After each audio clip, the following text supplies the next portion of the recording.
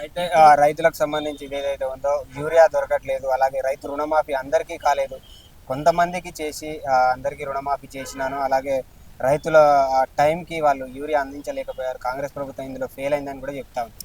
యూరియాను అంటే ఇప్పుడు ఒకటి చూసుకుందాము. మన వెనక సెంట్రల్ గవర్నమెంట్ చేసిందే అది. అంటే మనం వెనకటి వాళ్ళు చెప్తారు, అది కూడా కొంత మనం మాట్లాడుకుందాం. వెనకట మన ఎక్కువ ఆకులు అలములు వేసుకొని వాళ్ళు పంట పండించుకున్నారు, వాళ్ళకి ఎలాంటి రోగాలు అనేది రాలేదు. ఇప్పుడు ఈ 15 ఏళ్ళ 20 ఏళ్ళకోలే ఊరి అతిగా ఎక్కువ తెచ్చి అతిగా ఎక్కువ రైతులు కూడా అవగాహన లేక కొంచెం అంటే మనకు వాళ్ళ కించపడుతురు కాదు, అవగాహన లేక ఎక్కువ యూరియాను చల్లడం వల్ల భూమి కూడా రసాయనం అనేది తగ్గిపోయి మన పంటలు రోగాలు కానీ పంటలు తక్కువ కానీ రావడానికి మనకు కూడా వాటిని తిని మనకు కూడా రోగాలు రావడానికి కారణం యూరియానే. అందుకు కేంద్ర ప్రభుత్వమే వాళ్ళు చేసి వాళ్ళు ఎకరానికి ఒకటే వేయమని చెప్పి వాళ్ళు తక్కువ వాడమని చెప్పే వాళ్ళు తక్కువ చేసారు. రాష్ట్ర ప్రభుత్వం ఎలాంటిది లేదు, ఎవరో తెలిసి తెలియక గట్టి నీడుమోడు వచ్చింది బాగా. ఇప్పుడు లేదనేది ప్రభుత్వం మీద వాళ్ళు నిందలేయడమే తప్ప ఏం లేదు.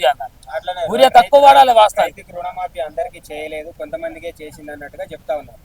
అందరికంటే ఇక మన 2 లక్షల పైన ఉన్న వాళ్ళు రైతులు కూడా క్లియర్గా ఇప్పుడు వాళ్ళు రిన్వాల్లో కానీ దేనిలో కానీ క్లియర్గా ఉన్న వాళ్ళకు చేసింది. బ్యాంక్ ఇచ్చిన లిస్ట్ ప్రకారం గవర్నమెంట్ చేసింది, గవర్నమెంట్ ఏం పోయి చేయదు కదా.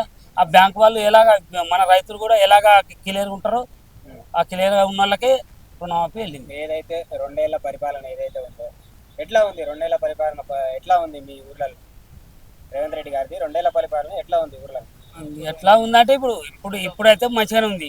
ఎందుకంటే ఇప్పుడు వాళ్ళు 10 ఏళ్ళు చేసారు కాబట్టి వీళ్ళు కొత్తగా వచ్చారు కాబట్టి అవన్నీ చూసుకుంటూ ఒకటి చేసుకుంటూ వెళ్తారు కాబట్టి కొద్దిగా లేట్ అవుతుంది.